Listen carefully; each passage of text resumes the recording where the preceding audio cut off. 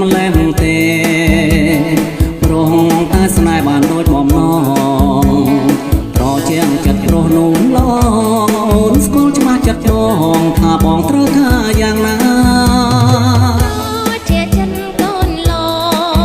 ងព្រោះតែបងជាធ្នមស្នេហាមិនឲ្យអូនព្រួយចិនតាគួរជាខាងយ៉ាងណាក៏បងមេត្តាជានិច្ចរឿងស្នេហ៍យើងពីរនាក់ចងចាំជាមិនភ្លេចយើងធ្លាប់មើលស្រយារៀបលេចអូនចាំជានិច្ចមិនភ្លេចទេណាបងណា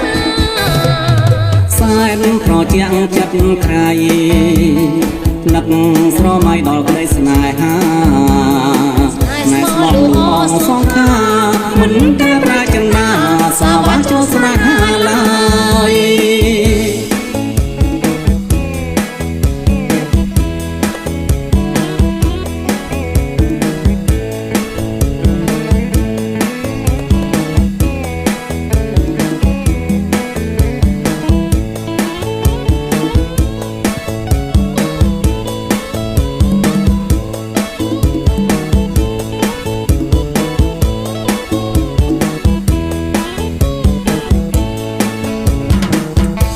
ជាចិត្តម្លេះទេព្រោះតែស្នេហ៍បានដូចបំណងត្រជាងចិត្តរស់នួនឡងអូនស្គាល់ច្បាស់ចិត្តបងថាបងត្រូវការយ៉ាងណា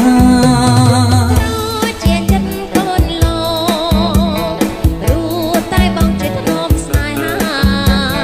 មិនឲ្យអូនព្រួយចិនតាទោះជាខាងយ៉ាងណាក៏បងមេត្តាជានិច្ច